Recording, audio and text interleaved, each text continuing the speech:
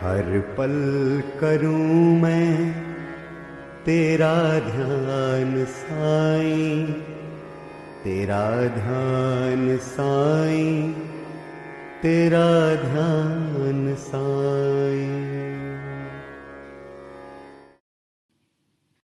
Jai Sai Ram. We're back with chapter 28 of the Sai Satcharitra. The chapter is called Sparrows Drawn to Shirdi, and it's about how Baba drew different devotees and future devotees to Shirdi. The preliminary. Sai is not finite or limited. He dwells in all beings, from ants and insects to the god Brahma. He pervades every being on earth. Sai was well versed in the knowledge of the Vedas as well as in the science of self realization. As he was proficient in these, he was well suited to be a Sadguru. Any person, however learned, unable to awaken disciples and establish them in self realization, does not deserve to be called a Sadguru. The Sadguru does away with both life and death, and thus he is more kind and merciful than anyone. Sai Baba often said that no matter where his devotee went, he would be drawn to Shirdi like a sparrow with a thread tied to its feet. This chapter describes the stories of three such sparrows. Lala Lakshmi Chand. This gentleman first worked in the railways and afterwards in the Sri Venkateshwara Press in Bombay, and thereafter in the firm of Mrs. Raleigh Brothers as a clerk. He received Baba's darshan in 1910. A month or two before Christmas, he had a dream in which an old man with a beard was surrounded by his devotees. A few days later, he went to the house of his friend, Mr. Dattatreya Manjunath Bijul, to hear Kirtans by Das Kanu. It was Das Kanu's practice to keep Baba's picture in front of him, facing the audience. Lakshmi Chand was surprised to see that the old man he saw in his dream was the man in the picture. Thus, he came to the conclusion that the old man he saw in his dream was Sai Baba himself. The sight of this picture, Das Ganu's Kirtan, and the life of the same Tukaram, on which Das Ganu discoursed, all made a deep impression on his mind, and he longed to go to Shirdi. It is always the experience of devotees that God always helps them in their search for a Sadguru and other spiritual endeavors. That very night at 8 p.m., a friend named Shankar Rao knocked on Lakshmi Chand's door and asked him whether he would accompany him to Shirdi. His joy knew no bounds. He at once decided to go to Shirdi. He borrowed some money from his cousin and after making due preparations, left for Shirdi. On the train, he and his friend Shankar Rao sang some bhajans and inquired about Sai Baba from a few fellow passengers who were returning to their homes near Shirdi.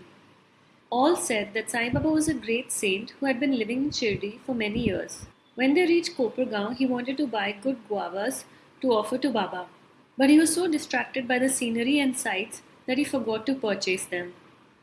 When they were nearing Shirdi, he was reminded of the guavas. Just then, he saw an old woman with a basket of guavas on her head running after the tanga. The tanga was stopped and he gladly purchased a few select fruits, and then the woman said, "Take the rest and offer them on my behalf to Baba." The fact that he had intended to purchase guavas but had forgotten to do so, the old woman running after the tanga, and her devotion to Baba surprised both men. However, Lakshmi Chand reasoned that the old woman might have been some relative of Baba's. Then they drove on and reached Shirdi. With puja materials in hand, they went to the masjid and worshipped Baba with due formality. He was greatly moved and extremely happy to see Baba. He was enwrapped with Baba's feet, as a bee is with a sweet-smelling lotus. Then Baba spoke as follows: "Cunning fellow, he sings bhajans on the way and inquires from others. Why ask others? Shouldn't we see everything with our own eyes? What is the necessity to ask others? Just ask yourself whether your dream was true or not. What is the necessity of darshan when a loan had to be taken to receive it? Is your heart's desire now satisfied?" Hearing these words, Lakshmi Chand was wonderstruck at Baba's omniscience. He was at a loss to know how Baba came to know about all these things that had happened on the way to Shirdi. The main thing to note in this respect is that Baba never liked people running into debt to receive his darshan, to celebrate a holiday, or to go on a pilgrimage. The next story is called Sanza.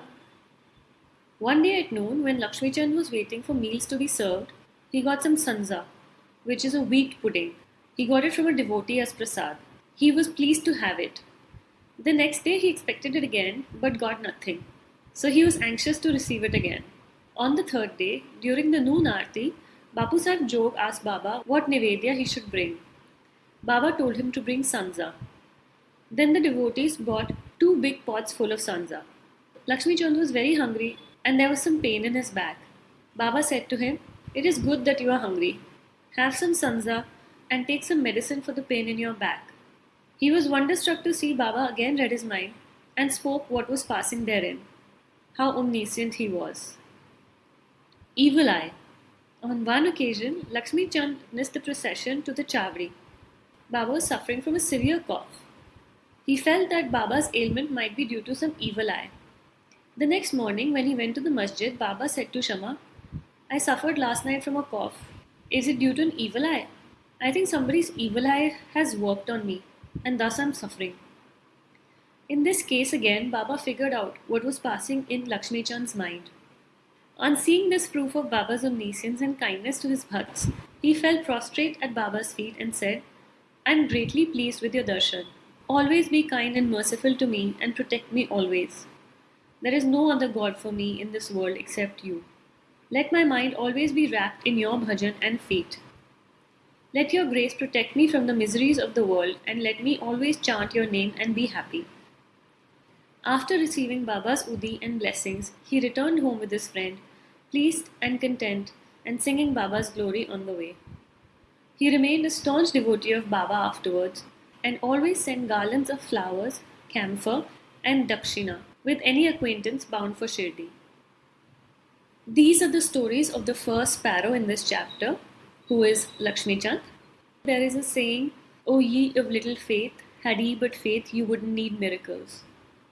Because we don't have faith, such miracles are needed.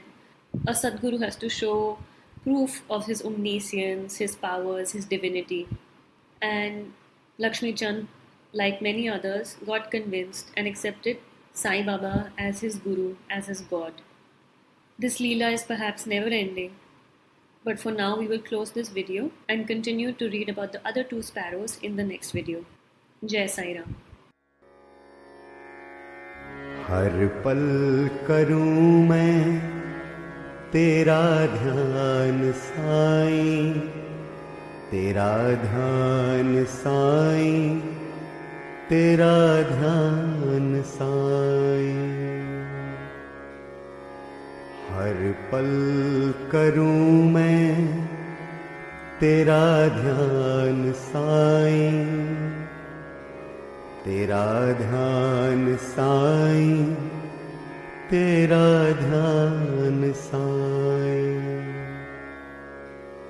नयन देख तेरा करूं ध्यान साईं, तेरा ध्यान साईं, तेरा ध्यान साईं।